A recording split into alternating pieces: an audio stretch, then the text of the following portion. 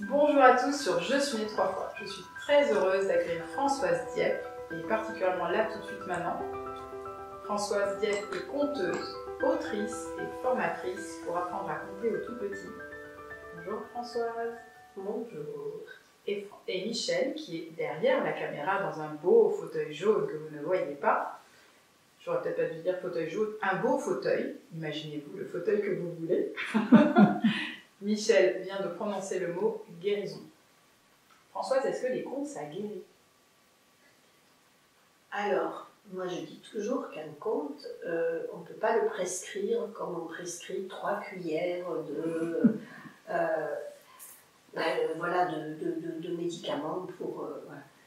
Je pense que son action, elle est au-delà de la prescription. Voilà. Oui, ça fait du bien. Mais c'est difficile de le calculer. Et peut-être que même dans ce que j'entends, ce que tu dis, s'il y avait un but, ça viendrait fermer quelque chose. Oui, voilà. Je viens de l'entendre quand tu l'as... Je pensais aux contes moraux, quelque chose qui vient un peu fermer. Alors, les contes moraux, mais moi je pensais pas que à ça, quoi. Oui, mais j'entends des contes qui sont presque des fables, quoi. Voilà. Et puis voilà. Et à la limite, qui peuvent presque être dangereux parce que dans la mesure où... tout est dit, quoi. Enfin, tout est... ouais, puis sinon tu peux imprimer à la limite un symptôme sur quelqu'un qui n'en avait pas. J'exagère un peu, mais bon, moi je pense à une histoire un jour que j'ai entendu raconter et je me suis dit, c'est quoi ce truc? L'histoire du petit tigre qui avait peur qu'on lui coupe le zizi. Au secours. Et là tu te dis, mais attends, qui est la personne qui raconte ça en plus à un gamin, qui ensuite va... pas forcément, il n'avait pas forcément avant de problème là-dessus, mais pourquoi il m'a raconté ça à moi? Et qui peut se retrouver avec un truc induit. Ouais. Oh. Donc voilà, moi je me méfie de ça, et c'est pour ça que je parie sur les contes traditionnels, qui ne sont pas des contes d'auteur, c'est-à-dire des contes où en fait l'auteur met sa propre problématique. Hein. Alors que quand tu rentres dans cette... tradition où des gens se sont transmis des histoires et chacun y a apporté sa touche, mais c'est beaucoup plus collectif. Et ça veut dire que chacun pourra y rentrer avec sa propre porte. C'est l'histoire de l'archétype ou c'est autre chose? C'est l'histoire de l'archétype ou c'est pas ça? Oui, un peu. Oui. Mais moi, pour moi, c'est surtout ces échos qui vont se faire malgré toi, mais qui vont se faire. Sauf que c'est difficile de le prévoir, tu vois, de le pousser. Pour moi, je raconte le conte, je suis souvent mon intuition. Il y a des moments où je me dis, bon, et celui-là, il vient.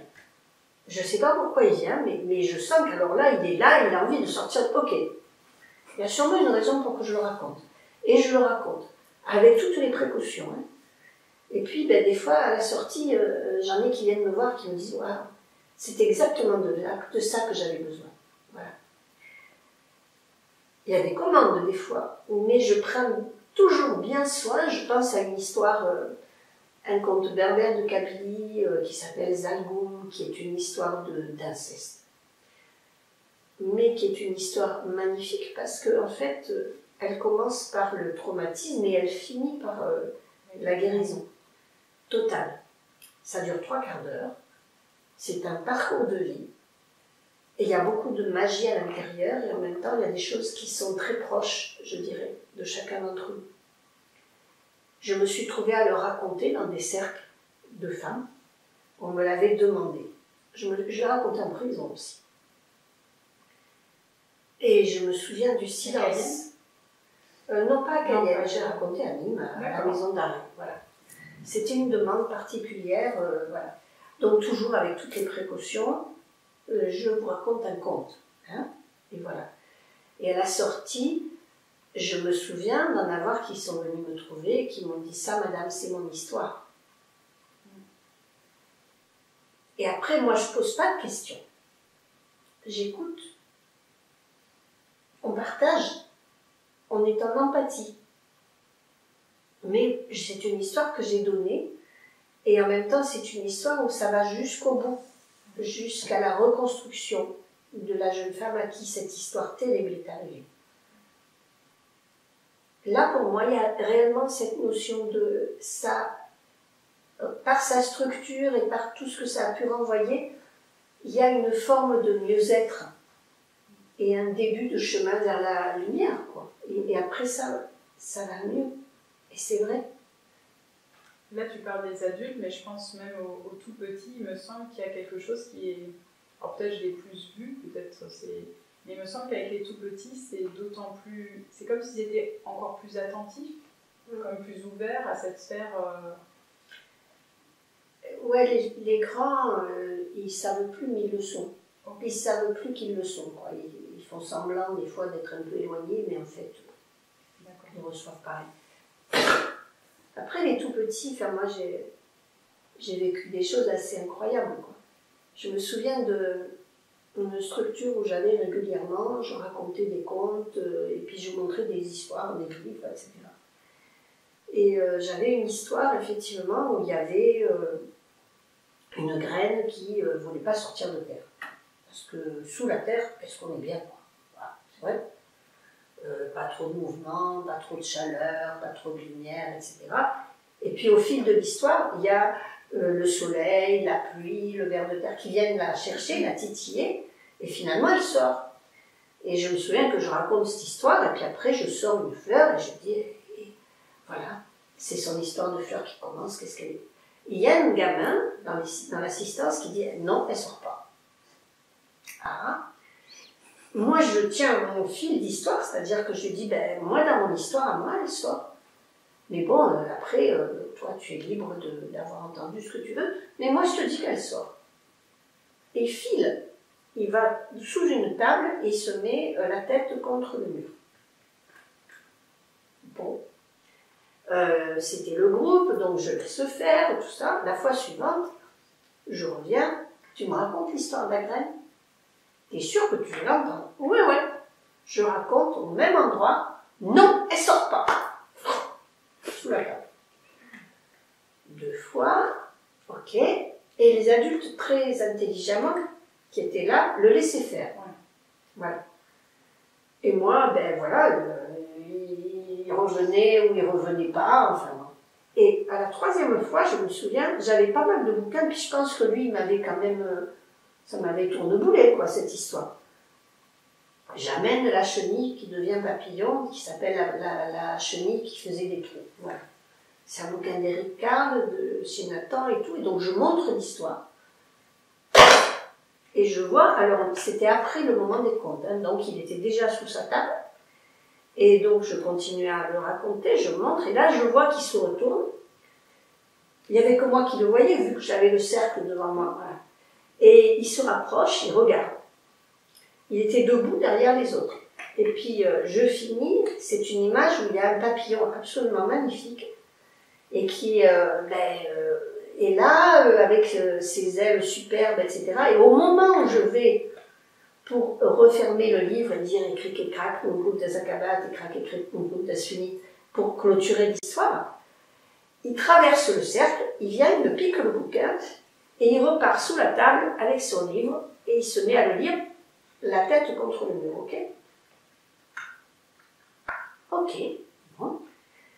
On finit la séance et là, il faut que je récupère mon bouquin, c'est mon livre en fait. Ah oui. Donc je passe sous la table, à 4 pattes, je vais le retrouver, puis je lui dis, ben écoute, en fait c'est mon livre, est-ce que tu peux me le rendre? Non, je lui dis, écoute, on négocie, je reviens dans 15 jours, donc je te le prête.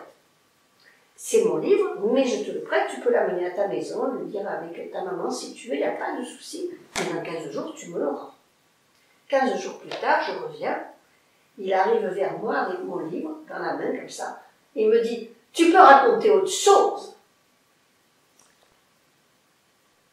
Alors moi, je suis restée bouche ouverte, je suis partie d'un grand éclat de rire, et j'ai raconté d'autres choses. Donc il avait trouvé dans cette histoire-là, avec ce symbole de la chenille qui devient papillon, ce qui lui manquait dans l'histoire précédente. Et là, d'un coup, ce petit bonhomme, il venait de m'apprendre quelque chose que pour lui, et bien voilà, il avait besoin de cette métamorphose-là, et qu'elle était super forte, que la fleur ne lui avait pas complètement parlé, mais ça lui parlait. Voilà. Et alors après, on a discuté avec les jeunes de l'équipe, on avait déjà un peu parlé avant, mais là ils m'ont dit, ben, on a compris un truc. En fait, il avait un petit frère dans la structure, et puis maman attendait un bébé. Et franchement, il y a des moments où dans la vie, vous vous dites que ça suffit, quoi. Donc si l'autre, il avait pu rester. Et là, d'un coup, et ben voilà, pour lui, ça allait mieux. Il se sentait papillon, quoi. Voilà. Et c'est marrant parce qu'il m'a vraiment dit ça, quoi. Tu peux raconter autre chose en me rendant le bouquin. Et j'avais pas fait exprès, hein.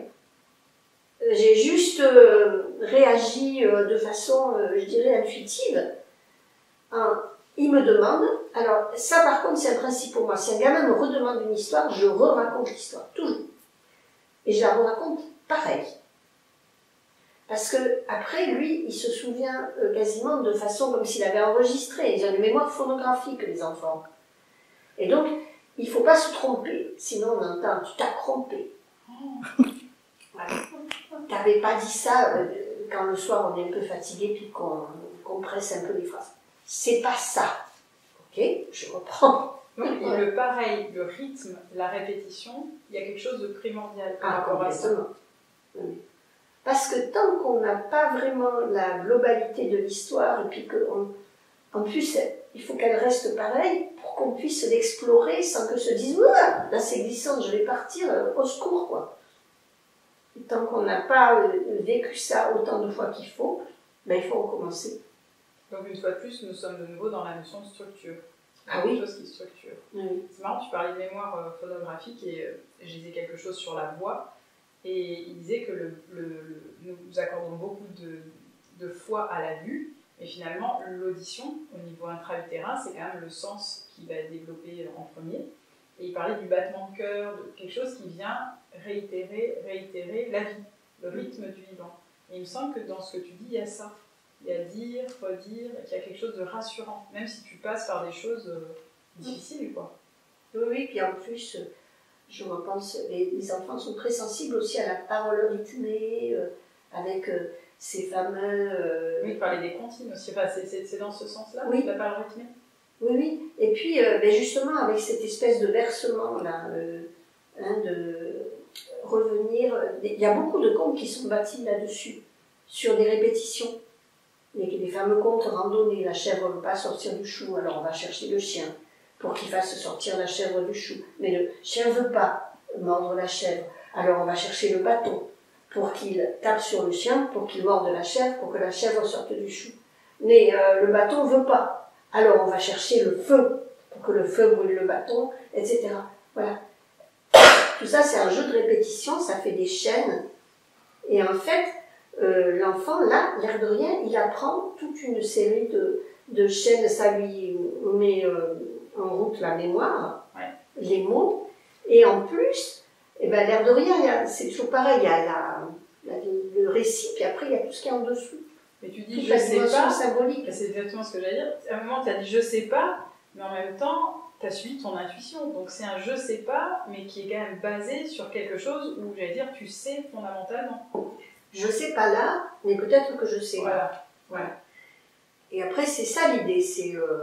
d'être suffisamment à l'écoute. Je pense que quand on raconte, on est autant à l'écoute qu'en parole. Et en plus, je crois beaucoup à la parole en présence. C'est pour ça que c'est bien quand c'est les parents qui s'y mettent. Parce que une partie de ce qu'on raconte passe par le corps. Il y a tout ce qui est les petits signes, je te regarde, je vois tes yeux, tout ça. Donc moi, ça va moduler aussi. Et l'enfant, quand il est tout petit, est-ce qu'il comprend tous les mots qu'on dit? Non, pas forcément. Mais par contre, il prend avec comprendere, je crois, quelque chose comme ça. Et du coup, il va saisir à la fois le langage corporel, ses signes et les mots. Il va les mettre ensemble, donc il apprend à faire du sens. Et puis, le fait de regarder le parent, d'ailleurs on se rend compte, les enfants, les tout petits, vous regardent avec une intensité, ils regardent la bouche qui parle, Et il regarde tous ces petits signes. Et voilà, le langage, c'est quelque chose de global. D'où le fait aussi que le fait d'écouter avec ses casques toute la journée, ça ne suffit pas. Oui, tu disais global, il y a quelque chose de très corporel dans les contes. C'est pas que des oreilles ouvertes, c'est un corps, c'est tout un être qui est en chemin, en cheminement. C'est vrai que je te parlais des enfants, parce que j'ai plus souvent vu des enfants, même, tu vois, se tendre, j'allais dire physiquement, là où l'adulte a parfois appris à dompter et à ne pas laisser paraître. On voit les petits signes. Attentive aux petits signes. C'est génial. Eh ben, écoute, en tout cas, merci beaucoup. C'est merveilleux, moi je trouve ça merveilleux. Je vous dis à très bientôt. Osons la guérison en mots. Dans quelques semaines, nous recevrons une psychologue qui est avec des tout petits et ça sera vraiment intéressant. Je pense que je lui ferai voir une partie des vidéos et qu'elle puisse aussi parler de son expérience avec les nouveau-nés. Elle travaille dans un service où il y a aussi des enfants ou des mamans qui accouchent sous X. Et donc, le travail de langage des équipes est fondamental. Il y a une continuité de parole dont elle nous parlera sûrement, j'espère, et qui fait trace par rapport à ce que tu parles, à cette continuité d'être aussi, de trouver un cheminement à l'intérieur pour que ça fasse sens et pouvoir continuer à avoir envie de grandir. Et la confiance aussi. Le fait de faire confiance en celui qui est en face et qui écoute et savoir qu'il reçoit des choses et on ne sait pas comment, mais il les reçoit. C'est sûr. C'est pour ça aussi que je raconte aux tout petits, parce que je suis sûre qu'ils reçoivent des choses et qu'on a tout un tas de choses à partager. La suite au prochain épisode. À très bientôt, Françoise.